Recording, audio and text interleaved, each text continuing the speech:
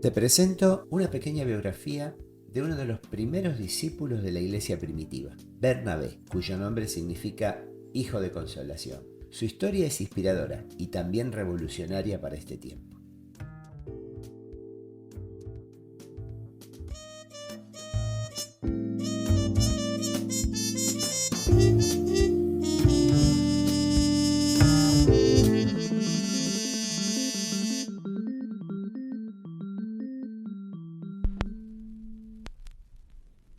La primera vez que aparece Bernabé en la escena bíblica es en el capítulo 4 de Hechos de los Apóstoles, en una cita que pasa casi desapercibida, salvo que está en un contexto muy particular. La Biblia relata que entre los primeros cristianos de Jerusalén no había ningún necesitado en la comunidad. Quienes poseían casas o terrenos los vendían, llevaban el dinero de las ventas y lo entregaban a los apóstoles para que se distribuyera cada uno según su necesidad. Entonces, en esta parte de la Biblia se lo menciona y dice que José, un levita natural de Chipre, tenía por sobrenombre Bernabé, vendió un terreno que poseía, llevó el dinero y lo puso a disposición de los apóstoles. Lo primero que hace Bernie, como me gusta llamarlo, es deshacerse de un terreno cuyo valor es destinado a ayudar a los pobres de la comunidad naciente. Parece un hecho solidario, pero encierra algo más profundo y doblemente bendecido por Dios. Él, simbólicamente, se desprende de una propiedad cuya adquisición era el resultado de que sus ancestros se habían apartado junto a la rebelión del resto de los judíos de la ley divina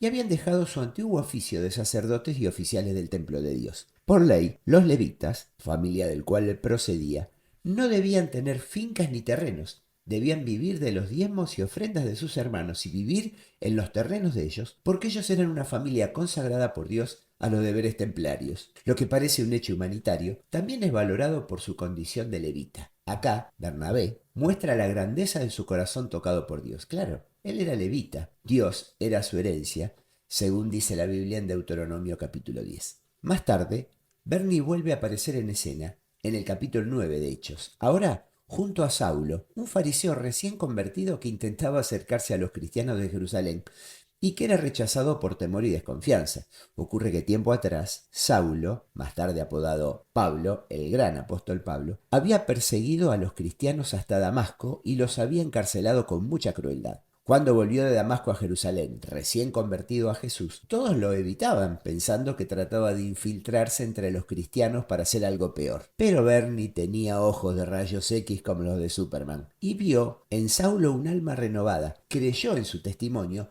y la expresión maravillosa de la Biblia me llena de emoción. Dice que Bernabé lo tomó a su cargo y lo presentó a los creyentes. Les hizo ver quién era. Esta actitud es revolucionaria hoy. Es muy difícil tomar a alguien a cargo porque no sabes bien a quién estás tomando. Se requiere visión espiritual, mente abierta y también dispuesta a ser de apoyo a esa persona. Bernabé estaba abriendo la puerta a la sociedad cristiana, a quien más tarde sería el apóstol de los gentiles, como él mismo se denominó. Fue puente y disruptivo cuando hubo segregación. Tal vez mañana se nos presente la oportunidad de acercar a alguien a un grupo, de dar apoyo a alguien que está injustamente segregado por nuestros prejuicios, y ahí se requerirá un Bernie moderno que actúe para ser puente y no muralla. Otra vez Bernabé en un momento crítico de la nueva iglesia que nacía. ¿Cómo me sorprende este hombre? En Antioquía de Siria, a 700 kilómetros de la congregación central y ortodoxa, la de Jerusalén, se forma una iglesia de gentiles y bárbaros. Es que cuando los primeros creyentes fueron esparcidos por el martirio de Esteban, la Biblia dice en Hechos 10 que llegaron hasta Fenicia, Chipre y Antioquía sin anunciar a nadie el mensaje excepto a los judíos. Sin embargo, había entre ellos algunas personas de Chipre y de Cirene que al llegar a Antioquía comenzaron a hablarles también a los de habla griega, anunciándoles las buenas noticias acerca de Jesús. El poder del Señor estaba con ellos y gran número creyó y se convirtió. Hasta acá la cita bíblica. Entonces los ortodoxos de Jerusalén se enteran, y como ya había guardianes de la doctrina en aquel tiempo, envían a Bernabé a ver qué pasaba. Bernabé podría haber llegado a Antioquía y como judío autoritario dueño de la fe ante los infieles paganos convertidos, podría haber impuesto orden y sus paradigmas, que no estaban muy acomodados a lo de sus maestros cuando estuvo en la tierra. Pero sospecho que nada de eso ocurrió. En cambio, dice que cuando llegó y vio las evidencias de la gracia de Dios, se alegró y animó a todos a hacerse el firme propósito de permanecer fieles al Señor, pues era un hombre bueno, lleno del Espíritu Santo y de fe. Gran número de personas aceptó al Señor. Esta es la cita bíblica. Este texto que leí recién es muy jugoso. Primero dice que vio las evidencias. Eso necesitamos antes de anteponer un juicio sobre las creencias o conducta de alguien.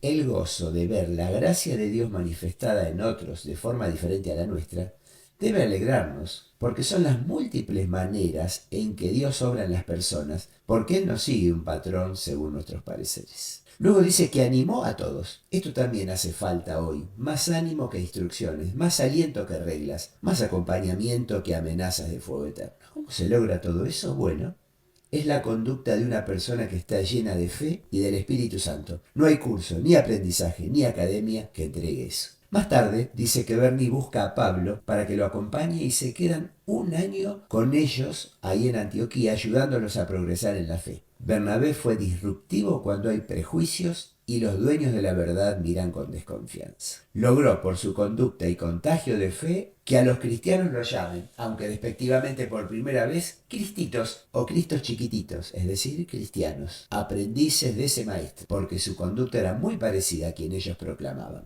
Finalmente, Bernabé, como siempre en los momentos disruptivos, aparece en el Concilio de Jerusalén en Hechos capítulo 15. Otra vez la policía doctrinal haciendo de las suyas. Unos judíos llegaron a Antioquía y empezaron a inquietar a los creyentes de ese lugar, la mayoría gentiles o bárbaros, con la idea de que debían observar los ritos judíos para alcanzar la gracia divina. No tan delirante este argumento como los que hoy se esgrimen en cuanto a ciertas prohibiciones que se distribuyen por todos lados, asegurando que, al observarlas, se sustenta la santidad y no sé qué cuántas cosas más, que son productos de conclusiones forzadas y de textos que hacen decir cosas que Dios nunca mandó a sus hijos. Así las cosas, y habiendo generado un lío y una confusión total allí, los ortodoxos de Jerusalén piden a Pablo y a Bernabé, quienes estaban compenetrados con la tarea de los gentiles, que suban a Jerusalén y den un informe de lo que ahí veían. Bernabé y Pablo entonces exponen cómo Dios había alcanzado a los gentiles y que la gracia divina era para ellos también. Y la conclusión de ese concilio fue que no habría que inquietar a los gentiles con ritos judíos, aunque se puede ver en la resolución que agregaron 2 o 3 puntos que todavía los sujetaba a la ley judía, que años más tarde, en otro contexto, Pablo suavizaría cuando escribe a los Corintios en el capítulo 8. Bernabé, otra vez, fue disruptivo en esta oportunidad cuando los paradigmas cambiaron. Necesitamos mirar sin prejuicios tantas cosas que hoy nos alejan o alejan a la gente del Evangelio y ser como Bernabé, con una mirada amplia,